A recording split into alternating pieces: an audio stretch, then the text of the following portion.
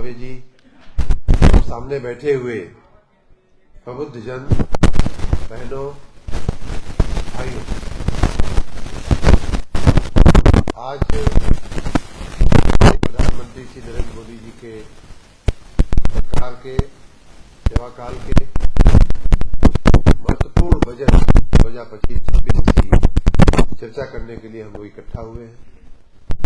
मैं सबसे पहले माननीय प्रधानमंत्री जी को, माननीय वित्त मंत्री जी को और पूरी केंद्रीय सरकार को बहुत बहुत बधाई और अभिनंदन करता हूं। इतना अच्छा, हर व्यक्ति को स्पर्श करने वाला, सर्वस्पर्शी, सर्वसमावेशी एक बजट और प्रगतिशील बजट देने के लिए हम सबको, भारतवासियों को।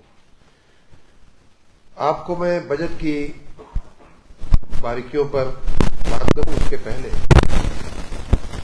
तो बड़ी मोटी मोटी बातें, माननीय प्रधानमंत्री जी का जो कार्यकाल रहा है, ये 11 साल अब होंगे, उसमें देश ने क्या पाया है या हम सब ने क्या पाया है, या उनके कार्यकाल की शुरुआत के समय जब वो प्रधानमंत्री नहीं थे, 2013-14 की बात किया जाए, तब में और अब में 14 में और 14 में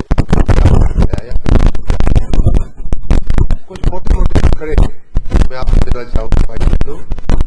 उदाहरण के रूप में हमारी देश की कुल अर्थव्यवस्था जो जीडीपी बोलते हैं, उसकी साइज, हमारा पूरा खजाना कितना बड़ा था या कितनी हमारी जीडीपी थी, और उस समय हम देश दुनिया की 10वीं अर्थव्यवस्था थे। आज हम चौथे नंबर की अर्थव्यवस्था बन गए हैं।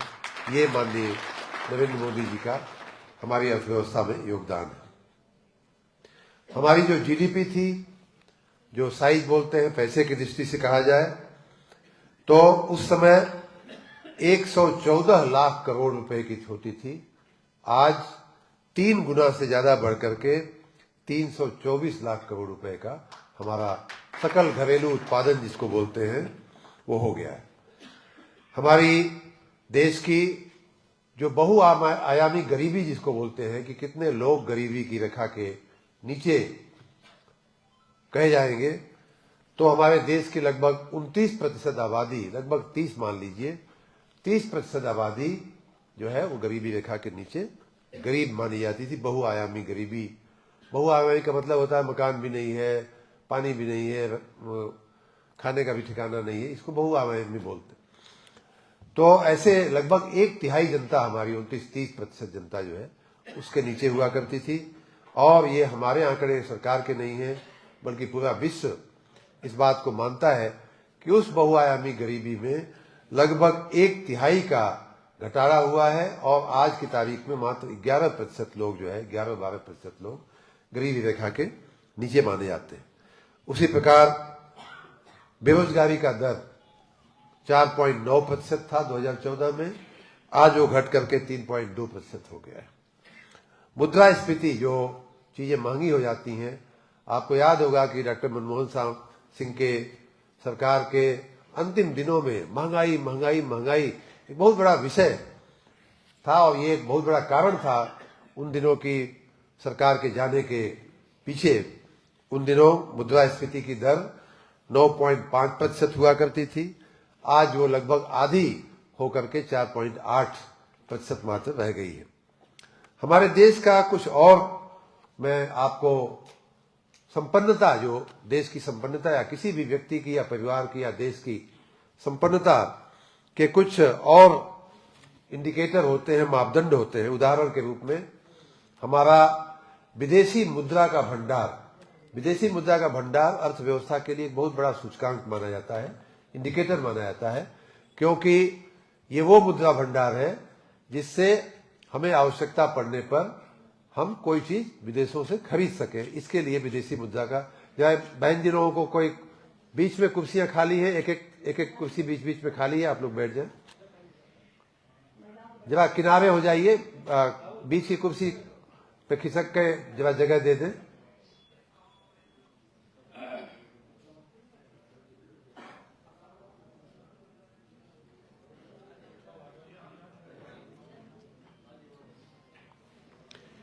तो विदेशी मुद्रा का भंडार एक बहुत महत्वपूर्ण सूचकांक होता है।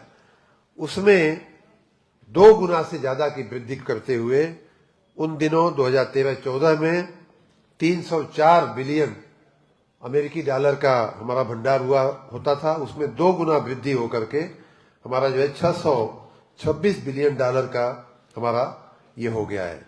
उसी प्रकार विदेशी निवेश जिसको कहते हैं कि उन दिनों विदेशी निवेश हमारा कितना था, तो 2014 में 4 से 14 के 10 सालों में 324 बिलियन अमेरिकी डॉलर का निवेश हुआ था।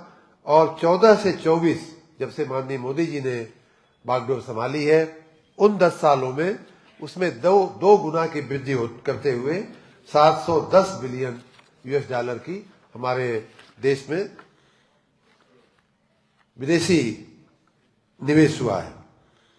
कुछ और मापदंडों की बात करें तो महत्वपूर्ण कुछ विभाग होते हैं जिससे हम और आप रोज बरोज प्रभावित होते हैं। उनकी हम बात करें तो हमारे देश के रेलवे की व्यवस्था है, चाहे रोड की व्यवस्था है, इन सभी में हमारी कितना निवेश हुआ है और कितना बढ़ा है या घटा है, उसमें हम बताएं तो उन दिनों 2014 में 74 हवाई अड्डे हुआ करते थे, आज बढ़कर के 157, 2 गुना से भी ज्यादा की वृद्धि हुई है। राष्ट्रीय राजमार्ग आप देख सकते हैं और हम लोगों का रोज बरोज का अनुभव भी है कि राष्ट्रीय राजमार्ग में कितना बढ़िया परिवर्तन हुआ है। चाहे पूर्वांचल एक्सप्रेसवे की बात किया जाए, चाहे गोरखपुर जाने की बात हो, चाहे बनारस, प्रत्यक्ष उदाहरण है हमारे।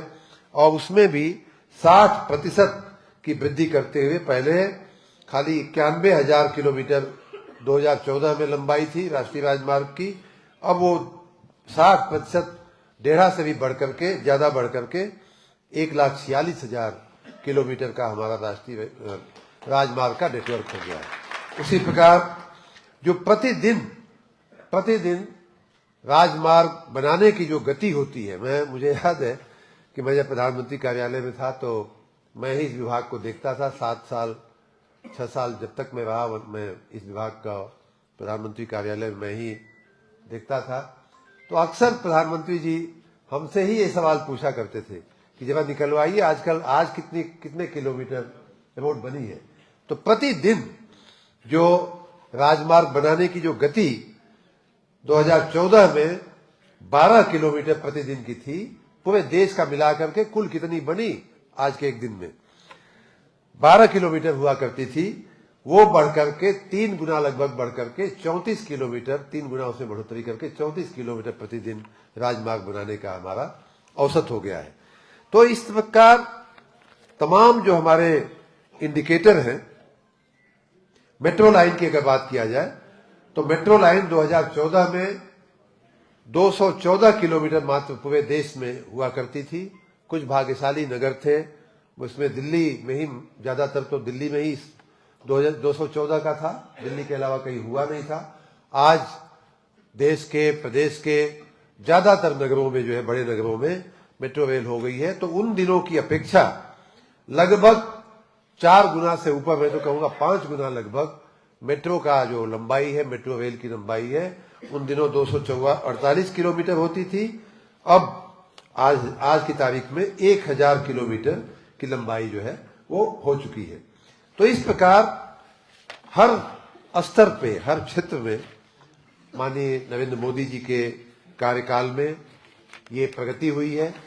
और उसके पीछे ये भी रहा है कि उनकी जो सोच है भारत को, ये देखिए, एक बजट जो होता है या किसी एक साल का जो बजट है वो उतना महत्वपूर्ण नहीं होता है महत्वपूर्ण, हम उस पर विषय में चर्चा करेंगे। लेकिन मैं तो ये कहूंगा कि आपका अंतिम लक्ष्य क्या है और वो बजट उस लक्ष्य की पूर्ति में कितना योगदान कर रहा है, कितना सहायक हो रहा है। माननीय प्रधानमंत्री जी टुकड़े टुकड़े में सोचने वाले व्यक्ति नहीं है। उनका लक्ष्य क्या है? उनका लक्ष्य है सबका साथ, सबका विकास। हर व्यक्ति का, चाहे वो गांव में रहने वाला हो, चाहे शहर में रहने वाला हो, चाहे अनुसूचित जाति का हो, चाहे अनुसूचित जनजाति का हो, चाहे वो पर्वतीय क्षेत्र में रहता हो, चाहे मुंबई में बंबई की चमकदार गलियों में, सड़कों पे रहता हो। हर व्यक्ति का विकास होना चाहिए और हर व्यक्ति को समावेश करके उसका विकास होना चाहिए। सबके साथ सबके विकास का वो सपना देखते हैं। दूसरा उनका संकल्प क्या है कि हमारा देश आने वाले 2 दशक 3 दशक में, 2 ही दशक में, अब तो 2047 तक हम अपने देश को विकसित देश बनाना चाहते हैं, विकसित भारत बनाना चाहते हैं। तो ये जो बजट है, मैं जब वहां था मुझे फिर से याद आ रहा है कि ये बात अक्सर वो कहा करते थे कि हमारा इस साल का बजट हो या आने वाले साल का बजट हो या गए साल का बजट हो, ये सारे के सारे बजट हमारे उस लक्ष्य की पूर्ति करने के लिए एक मील के पत्थर है, हमारी बिल्डिंग बनाने के लिए एक ईंट के समान है। तो यूं समझ लीजिए कि ये भारत को विकसित बनाने का, कि मंजिल में बहुमंजिला मंजिल बनाने की माननीय मंत्री जी का जो स्वप्न है, उसमें इस साल का बजट एक मंजिल है या एक ईंट है और उस दिशा में एक बहुत ही सार्थक कदम है। जैसा कि अभी डॉक्टर साहब ने भी बताया, हर क्षेत्र में उन्होंने चिकित्सा क्षेत्र का बड़े विस्तार से जिक्र किया, क्योंकि वो चिकित्सा क्षेत्र से आते हैं तो उनको उस विषय की स्वाभाविक रूप से जानकारी बेहतर हुई है। और उन्होंने खोज निकाला, 2 क्षेत्रों को उन्होंने खोज निकाला था। एक तो ये कि उनके जैसे प्रोफेशनल्स, उनके जैसे कमाई करने वाले लोग, मध्यम वर्गीय लोग, हमारे आप जैसे लोग, टैक्स भरने वाले लोग, उनको कितनी राहत हुई है। और उन्होंने बताया कि 12 लाख 7 लाख से बढ़ा करके अब उसकी सीमा जो है 12 लाख कर दी गई। तो सभी के लिए, जो टैक्स पेयर हैं, उन सब के लिए एक बहुत बड़ी राहत का विषय है। शिक्षा, चिकित्सा के क्षेत्र में भी उन्होंने।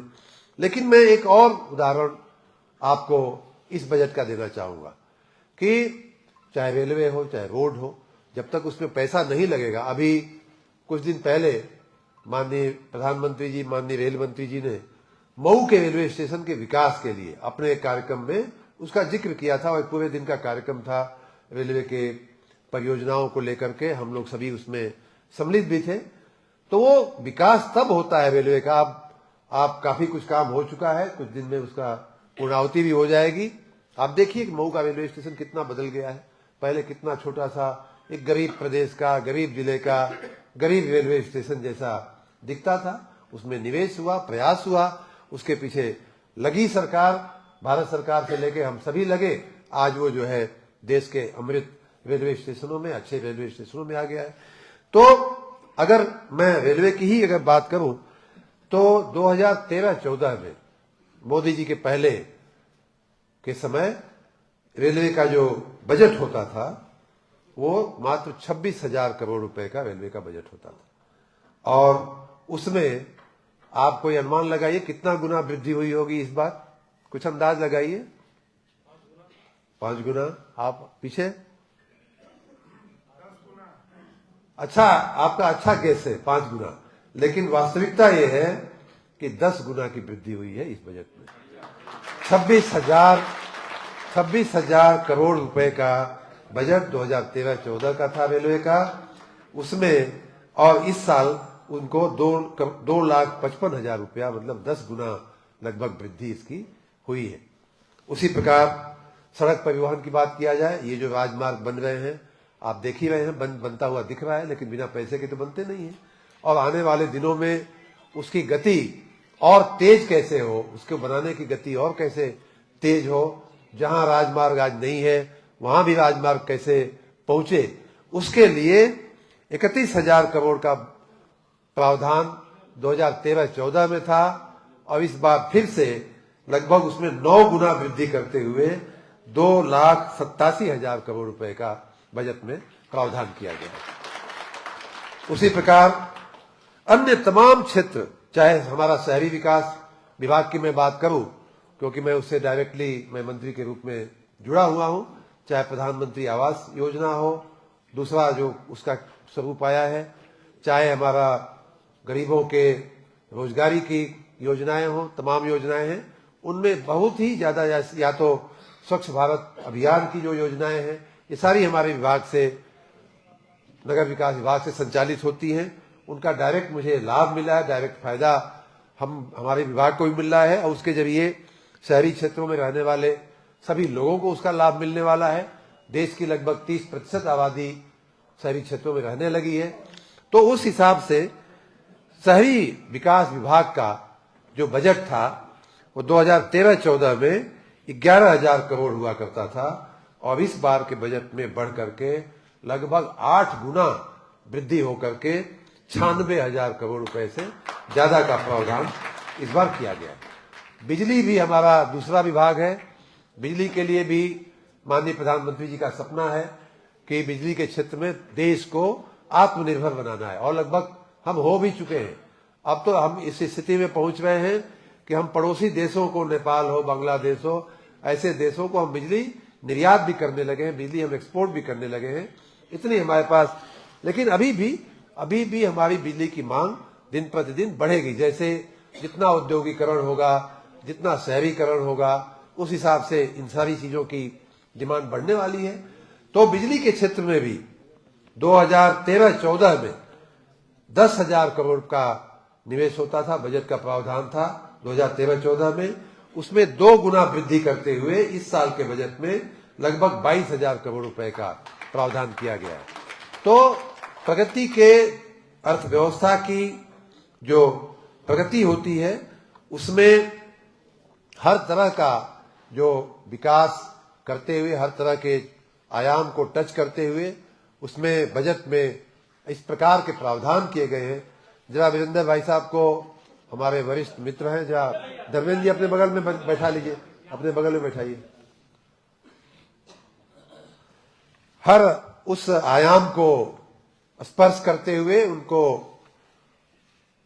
पूंजीगत निवेश जिसको कहते हैं, पहले एक तो मैंने कहा कि हमारा 10 गुना, 9 गुना, 8 गुना कम बजट हुआ करता था उन दिनों 2013-14 में।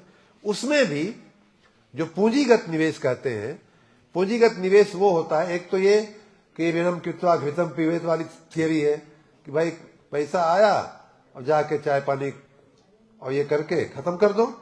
दूसरा होता है कि हम उस पैसे को घर बनाने में, सड़क बनाने में, ट्यूबवेल लगाने में, बिजली की व्यवस्था करने में, तो उसको कहते हैं पूंजीगत व्यवस्था, कैपिटल इन्वेस्टमेंट, जिससे हम कुछ पूंजी खड़ी कर रहे हैं कि बाद में पूंजी की एक ही व्याख्या है कि बाद में अगर आप बेचना चाहें तो उससे आपको पूंजी जो है वापस मिल जाए।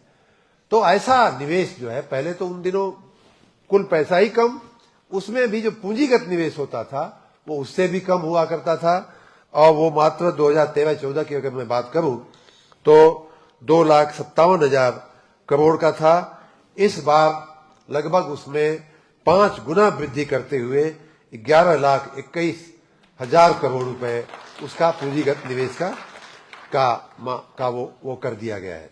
तो इस प्रकार से ये बजट जो है हर तरह से, हर चीज में बहुत ही प्रगतिशील, महत्वपूर्ण देश, दोनों ही मापदंडों पर, एक तो पूरे देश को कैसे विकसित किया जाए, यहाँ की अर्थव्यवस्था को कैसे सुदृढ़ किया जाए, यहाँ की आधारभूत संरचना को, चाहे रेलवे हो, चाहे रोड हो, चाहे हवाई जहाज हो, बिजली हो, पानी हो, सड़क हो, कैसे इसको मजबूत किया जाए जिससे हम विकसित देश की व्याख्या में आवे और उस विकसित देश होने का लाभ गरीब से गरीब व्यक्ति को कैसे मिले। तो उसके मकान की व्यवस्था, जैसे मैं बता रहा था कि शहरी विकास विभाग के बजट में वृद्धि हुई है, तो वो वृद्धि कहाँ हुई है, तो गरीबों को आवास देने की योजनाओं में वृद्धि हुई है, गरीबों को नाली और खड़ंजे लगाने के, उनकी सड़कें बनाने के काम में वृद्धि हुई है।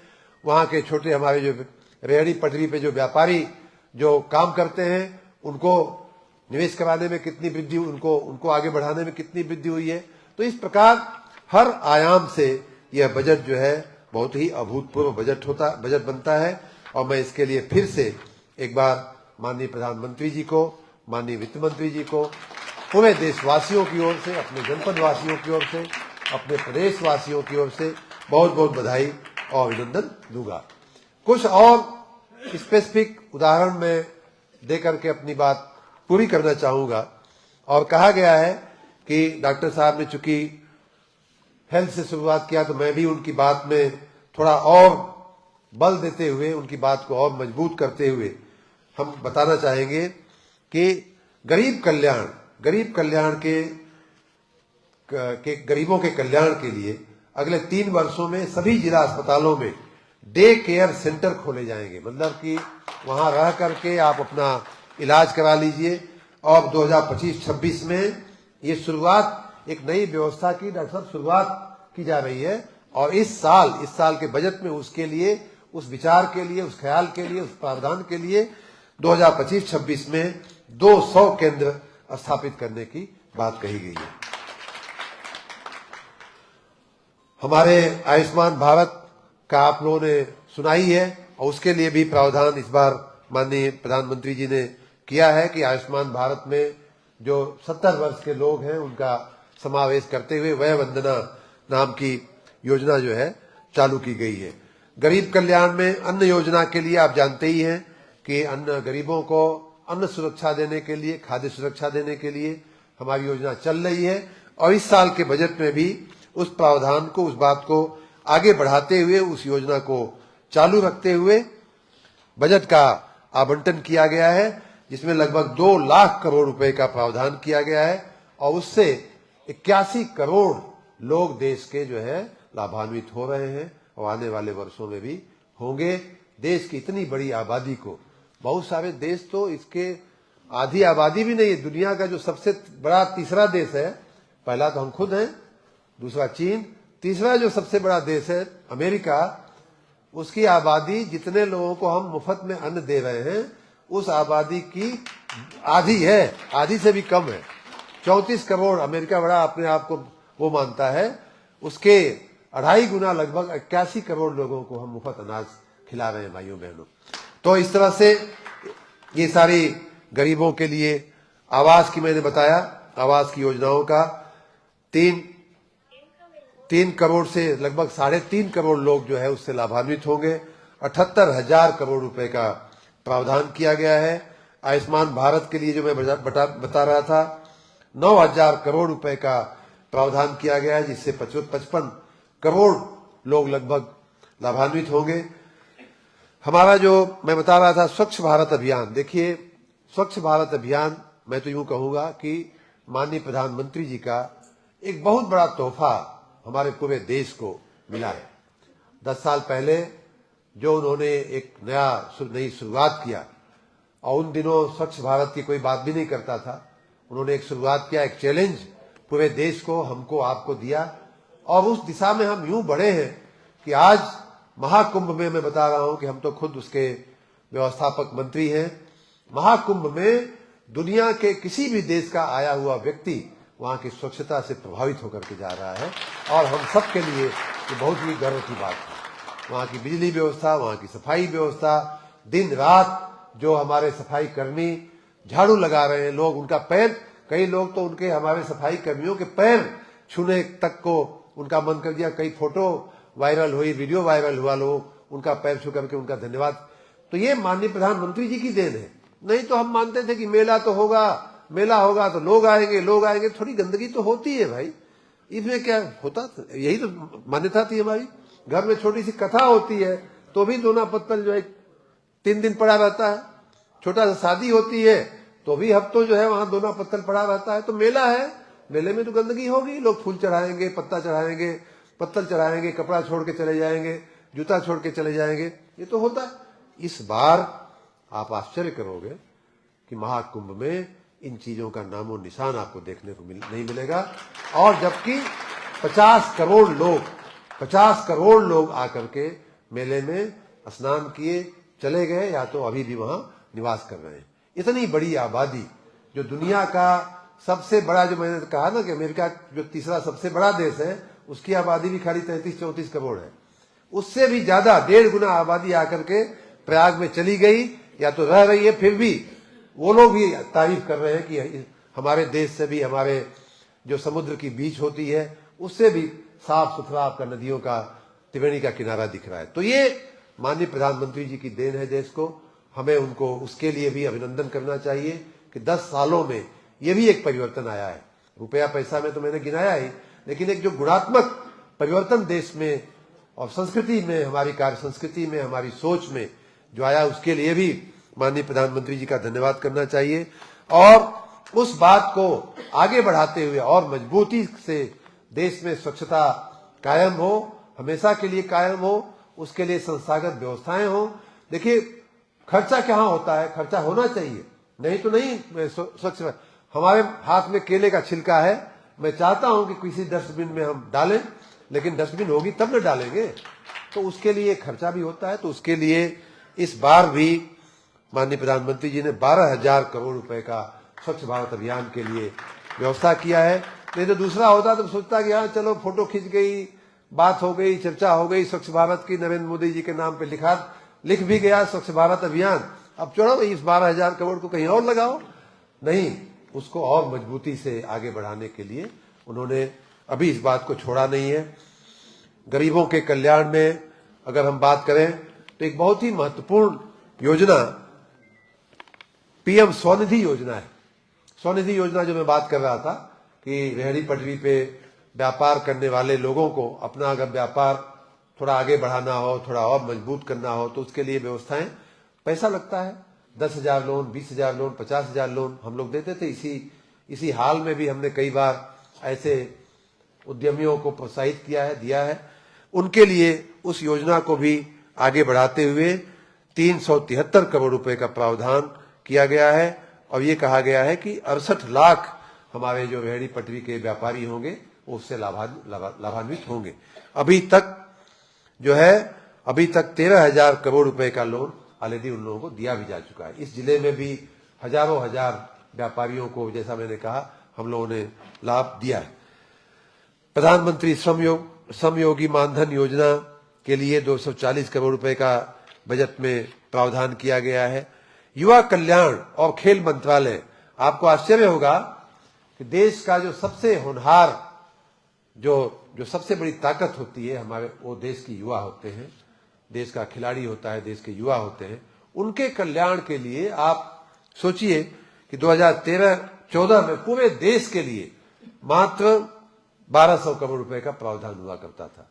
और ये मंत्रालय ऐसा था कि न कोई वहां सेक्रेटरी बनना चाहता था और न कोई मंत्री बनना चाहता था। मैं तो दोनों तरह से देख रहा हूं, वहां सेक्रेटरी भी था। अब जो है लगभग उसको 4 गुना बढ़ा करके लगभग 4,000 करोड़ रुपया 10 साल में उसको कर दिया गया। इस प्रकार और भी, चाहे कौशल विकास की योजनाएं, अभी मैं रोजगार मेले में जाकर के आया, न वैकेंसी की कमी है और न लड़के लड़कियों की कमी है। कमी कहां है? तो उनके हाथ में हुनर की कमी है। मैं वहां भी ये बात कह के आया हूं, यहां भी ये बात कहना चाहता हूं कि माननीय प्रधानमंत्री जी अकेले ऐसे प्रधानमंत्री निकले हैं जिन्होंने शुरुआत के दिनों से, जब से प्रधानमंत्री बने तब से स्किल इंडिया वो कर रहे हैं कि भाई हुनर सीखो, कुछ काम सीखो, कुछ अपने हाथ में अपने काबिलियत लाओ, तब जाकर के तुमको रोजगारी मिलेगी। तब हम जो उद्योग व्यापार बना रहे हैं, लगा रहे हैं, उसका लाभ तुमको मिलेगा। और उसके लिए ये भी एक उनका बहुत बड़ा योगदान देश की अर्थव्यवस्था, देश की सामाजिक व्यवस्था में है। और उसके लिए भी कौशल विकास योजना का चौथा चैप्टर, मतलब हर बजट में हर 2 साल में एक नई सोच के साथ, नए परिवर्तनों के साथ, आधुनिकता के साथ कौशल विकास की योजनाएं आती हैं। और उसका चौथा चैप्टर शुरू करते हुए कहा गया है कि लगभग 1,48,000 लोग उसके लाभान्वित होंगे और उन सब की, हमारे लोगों, हमारे बच्चों की आय में उसके चलते अभिवृद्धि होगी। महिला श्रमिकों का भी, महिलाओं का भी उसमें भागीदारी बढ़ेगी। उदाहरण के रूप में 2012-13 में मात्र 22% उनकी भागीदारी हुआ करती थी, अब डबल तो हो ही चुकी है, लेकिन उसको और भी बढ़ा करके महिलाओं सहित सभी बच्चों को, चाहे इंटर्नशिप का कार्यक्रम हो, चाहे स्टार्टअप का कार्यक्रम हो, उनको नए रोजगार देने के अवसर, खेलो इंडिया का कार्यक्रम हो, इन सब में जो है युवाओं को ज्यादा बहुतायत संख्या में उनकी भागीदारी बढ़ाई जाए, महिला सहित सभी युवाओं का उसमें समावेश किया जाए। उसी प्रकार किसानों के लिए भी, किसानों का विकास, कृषि क्षेत्र का विकास, गांव के गरीब का विकास, ग्रामीण क्षेत्रों का विकास, ये हमारे माननीय प्रधानमंत्री जी के दिल में बसता हुआ एक विषय है। और किसानों के लिए उन्होंने बहुत कुछ किया है।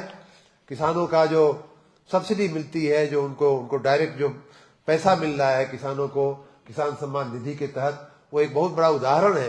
कितने करोड़ों करोड़ किसानों को कैसे एक एक रुपया जो है उनके खाते में पहुंचाया जा रहा है। अभी इस बार जो कम लागत, कम उत्पादन वाले हमारे 100 जिले जो देश में हैं, जहां कम कृषि हो पाती है कि किसी न किसी कारण से, कई बार प्राकृतिक कारण होते हैं, कई बार अनजान होने की वजह से उत्पादकता में कमी रह जाती है, तो ऐसे 100 जिले चिन्हित किए गए हैं जिन्हें पीएम धन धान्य कृषि योजना कहा जा रहा है। उसके तहत उन 100 जिलों के लगभग 2 करोड़ किसानों को लाभान्वित करते हुए देश के किसानों को जो है हम आगे लाने का प्रयास कर रहे हैं। उसी प्रकार मत्स्य पालन में जो लोग जुड़े हैं उनके लिए विशेष करके योजनाएं इस बजट में हैं। और पीएम किसान के लिए जो है बजट का आवंटन लगभग 63 करोड़ आवंटन किया गया है और 11 करोड़ किसान उससे लाभान्वित हो गए। तो इस प्रकार कृषि की पूरी व्यवस्था में आमूलचूल परिवर्तन करते हुए फसल बीमा योजना में भी कृषि की जो आधारभूत संरचना होती है उसका भी कृषि में और कृषकों के विकास में बहुत बड़ा योगदान होता है। जैसे आधारभूत संरचना किसको कहते हैं?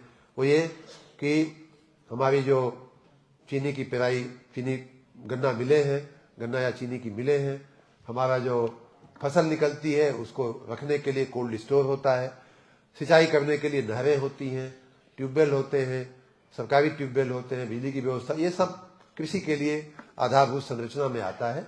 उसके विकास के लिए भी बहुत बड़ी रकम जो है यहाँ प्रावधानित इस बजट में की गई है, जिससे कि किसानों का आर्थिक प्रगति हो सके। महिलाओं के कल्याण के लिए विशेष रूप से प्रावधान, और महिलाएं यहाँ जो बैठी हैं उनकी जानकारी के लिए 2013-14 में कहने के लिए तो उन दिनों भी एक महिला ही सरकार चलाती थी, याद है ना? मनमोहन सिंह की सरकार कौन चलाता था? लेकिन प्रावधान जो है उनके तुलना में 2013-14 में 97,000 करोड़ का हुआ करता था। इस बार लगभग 4 गुना उसमें वृद्धि करते हुए महिलाओं के कल्याण के बजट में हमने, माननीय प्रधानमंत्री जी ने लगभग 3.3 लाख करोड़ रुपए का जो वो किया है। महिला बाल विकास के क्षेत्र में विभाग के उसमें भी बहुत बड़ा, विभाग के जो मंत्रालय है उसके भी बजट में बहुत भारी वृद्धि की गई है। महिलाओं के चौतरफा विकास के लिए हर तरह से, चाहे वो महिलाएं स्टार्टअप में आवें, चाहे उद्योग में आवें, चाहे नौकरी में आवें, हर तरह से उनका विकास करने के लिए, चाहे बच्चों के आंगनवाड़ी का वो हो, चाहे मातृवंदना का हो, प्रसूता महिलाओं की बात हो, सभी को समाहित करते हुए बजट में बहुत बड़ा परिवर्तन, बहुत बड़ी वृद्धि मातृ, महिला और बाल विकास के कल्याण के लिए की गई है। आपको महिलाओं से को ही स्पर्श करता हुआ एक विषय है रसोई गैस का। रसोई गैस में आप जानती हैं कि पहले सिलेंडर मिलना कितना मुश्किल काम था। बड़े लोग खाली सिलेंडर और गैस की बात सोच पाते थे। अब तो हर घर में, हर किचन में, हर रसोई घर में, हर महिला के हाथ में वो ताकत पहुंच गई है। और उन दिनों 13-14 की नहीं बल्कि 15-16 की हम बात करेंगे कि 15-16 में देश की स्वच्छ ईंधन से उपयोग करने वाले लगभग 44% लोग हुआ करते थे। आज उनकी संख्या बढ़ करके 63% हो गई है। जो प्रति व्यक्ति गैस सिलेंडर की खपत की अगर हम बात करें 3 सिलेंडर की, तो 19-20 में से भी 19-20 मतलब मोदी जी के ही कार्यकाल में वो बता रहे हैं कि कितना हमने वृद्धि किया है। तो अब जो है लगभग 4.5 सिलेंडर की व्यवस्था हो गई है। उन्होंने एक और बड़ा अच्छा काम किया है, महिलाओं को लखपति बनने का, करोड़पति बनने का सपना दिखाने का काम। और ये सपना बहुत सी महिलाओं का सच भी हुआ है। हंसिए मत, सच में महिलाएं लाखपति बनी हैं। आप भी बन सकती हैं। अगर आप नहीं है तो मैं तो मानता हूं कि आप सभी होंगी, जैसा कि अध्यक्ष जी ने यहाँ बताया। लेकिन अगर नहीं है तो आप भी बन सकती हैं। और लखपति दीदी योजना जो चल रही है उसमें जो स्वयं सहायता समूह है उनके जरिए महिलाओं को बहुत बड़ी मदद माननीय प्रधानमंत्री जी के कार्यकाल में हुई है। और 10 करोड़ महिलाएं जो हैं और उनके लगभग 90 लाख 91 लाख स्वयं सहायता समूहों के जरिए इतनी बड़ी संख्या में 10 करोड़ महिलाओं को लखपति दीदी बनाने का लक्ष्य लेकर के सरकार चल रही है। उसी प्रकार मध्यम वर्ग की बात हो गई।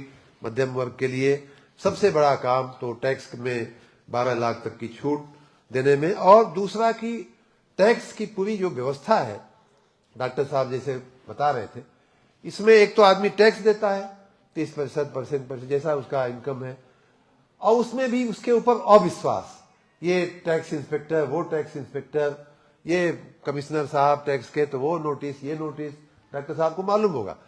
उससे भी धीरे धीरे करके टैक्स पेयर पे विश्वास करने की एक पूरी जो रिजीम माननीय प्रधानमंत्री जी ने चलाई है, उसका एक बहुत बड़ा फायदा मिलने वाला है लोगों को। ऊर्जा की अगर हम बात करूं तो प्रधानमंत्री जी ने कुछ महीने पहले पीएम सूर्य घर कि हर व्यक्ति बिजली का बिल, आप अभी हम बोलना बंद करेंगे तो आप अगर बोलना शुरू करेंगे तो बिजली की बात आएगी। तो लेकिन उसका उपाय क्या है? उपाय ये है कि हम अपनी बिजली खुद पैदा कर सकते हैं। क्या कि के शर्मा की बिजली क्यों लेने का? दुनिया भर का लफड़ा। हम अपनी बिजली खुद पैदा करेंगे। जैसे हम अपनी गाय से दूध पैदा कर लेते हैं, दूध लेते हैं, जैसे अपने खेत से गेहूं और चावल उगा लेते हैं, सब्जी उगा लेते हैं, वैसे ही भैया हम अपने छत से हम अपनी बिजली बना लेंगे। तो उसके लिए उस सोच के साथ माननीय प्रधानमंत्री जी ने पीएम सूर्य घर योजना, एक बहुत ही महत्वाकांक्षी योजना लेकर के आए हैं। और 2 मिनट उसको क्रियान्वित किया गया है। और इस बार 2014 में तो खैर उसका नामो निशान ही नहीं था, लेकिन अब हम लोग बहुत तेजी से आगे बढ़ रहे हैं। और आपकी जानकारी के लिए, आपके आशीर्वाद से उत्तर प्रदेश पिछले माननीय प्रधानमंत्री जी ने जब इसकी शुरुआत किया तब भी सौर ऊर्जा योजना तो थी ही, तब भी लोग घरों पे सोलर लगाते थे, लेकिन उत्तर प्रदेश कहीं सौर ऊर्जा में या छत वाली सौर ऊर्जा में कहीं उसका कोई स्थान नहीं होता था। उत्तर प्रदेश हमने जब से संभाला, माननीय प्रधानमंत्री जी की योजना की तरफ हमने ध्यान आकर्षित किया विभाग का, तो आपके आशीर्वाद से पूरे देश में पीएम सूर्य घर में हम लोग 3रे नंबर पे पहुंच गए हैं। उत्तर प्रदेश अभी हमसे आगे गुजरात है, क्योंकि गुजरात में माननीय मोदी जी जब मुख्यमंत्री थे तब उन्होंने शुरुआत करा दिया था 11 साल पहले। तो स्वाभाविक बात है, उनकी शुरुआत बहुत पहले की है। उसी के देखा देखी महाराष्ट्र भी शुरू कर दिया था, तो हमसे थोड़े आगे चल रहे हैं, लेकिन बाकी सभी राज्यों को हमने पीछे छोड़ दिया है। हम 3रे नंबर पे हम बहुत जल्द ही उसमें आगे भी बढ़ जाएंगे। तमाम क्षेत्रों में, चाहे ग्रामीण विकास हो, चाहे वंचितों का विकास हो, हमारे अनुसूचित जाति मंत्रालय जो होता है, सामाजिक न्याय अधिकारिता मंत्रालय बोलते हैं, उसका बजट 2013-14 में मात्र 6,000 करोड़ हुआ करता था। इस बार बढ़ते हुए 15,000 करोड़ रुपया उसको दिया गया है। उसी प्रकार जनजातियों का मंत्रालय जो था, उसका बजट भी मात्र 4,000 करोड़ रुपया हुआ करता था, उसकी जगह 2.5 गुना 3 गुना से भी ज्यादा बढ़ते हुए 14,000 करोड़ रुपए का उसका व्यवस्था और प्रावधान किया गया है। उसी प्रकार चाहे पर्यटन का विकास हो, चाहे पर्यावरण की सुरक्षा हो, चाहे शिक्षा पे माननीय प्रधानमंत्री जी का बहुत भार है। और सभी जो विद्यार्थियों की, चाहे देश में शिक्षा हो चाहे विदेश में शिक्षा हो, उस पर बहुत उनका शुरू से ही उनका फोकस रहा है। इंडस्ट्री इंस्टीट्यूट लिंकेज जो शब्द है कि उद्योग को क्या चाहिए और इंस्टीट्यूट क्या पैदा कर रही है, किस तरह के विद्यार्थी पैदा कर रही है, ये शब्द मैंने स्वयं आईएएस अधिकारी होने के बावजूद मैंने पहली बार उनके मुंह से सुना था 2004-05 में। इतनी बड़ी सोच, इतनी दूरगामी सोच के साथ वो शिक्षा और स्किल डेवलपमेंट का काम वो लोग माननीय प्रधानमंत्री जी करते हैं। उसके लिए भी बजट में बहुत बड़ा प्रावधान किया गया है। वाइब्रेंट इंडिया के नाम से युवाओं को छात्रवृत्ति देने की पूरी व्यवस्था की गई है। तो इस प्रकार यह बजट विकसित भारत के निर्माण का बजट है। भाइयों बहनों, यह बजट भारत को आत्मनिर्भर बनाने का बजट है। यह भारत हमारे देश की एक एक सड़क, एक एक गली, एक एक नहर, एक एक गांव की बिजली, एक एक खंभा, एक एक ट्रांसफार्मर को मजबूत बनाने का बजट है और उसके जरिए एक एक गरीब, एक एक पीड़ित, एक एक शोषित व्यक्ति के साथ न्याय हो, उसका विकास हो, उसके लिए बजट है। और उन सबके विकास के साथ देश को बहुआयामी गरीबी से निकालते हुए देश को सशक्त, मजबूत बनाने का, गरीबों को का कल्याण के साथ देश को विकसित देश बनाने का। और देखते देखते देखिए हम 10 से 4 पे तो आ गए। मैंने बताया ना 10वें नंबर की अर्थव्यवस्था थी, हम चौथे नंबर पे आ चुके हैं। और देखते देखते उनका, ईश्वर करे उनको लंबी आयु मिले माननीय प्रधानमंत्री जी को, और आप सबका स्नेह और प्रेम मिले। देखते देखते उनके ही प्रधानमंत्री काल में, हमारे आपके ही जीवन काल में हम जो है दुनिया की पहले नंबर की अर्थव्यवस्था बन जाएंगे। और उस दिशा में हम चल पड़े हैं। उस दिशा में उत्तरोत्तर हर साल का जो बजट है वो उसमें एक मील का पत्थर साबित हो रहा है। हम अगले पायदान पे पहुंच रहे हैं, अगले पायदान पे पहुंच रहे हैं। उसी तरह से इस बार का बजट भी हमें उसकी तरफ, विकसित भारत की तरफ बढ़ाने में बहुत बड़ा योगदान देगा। आप सभी, हम सभी भाग्यशाली हैं कि ऐसा सबल नेतृत्व, ऐसा दूरदृष्टि वाला नेतृत्व हम सबको मिला है। उनके लिए फिर से एक बार हम सभी तालियां बजा करके उनको बधाई दें, धन्यवाद दें। और हमारे साथ एक बार फिर सभी लोग बोलेंगे, भारत माता की, भारत माता की, भारत माता की, वंदे वंदे वंदे। बहुत बहुत धन्यवाद।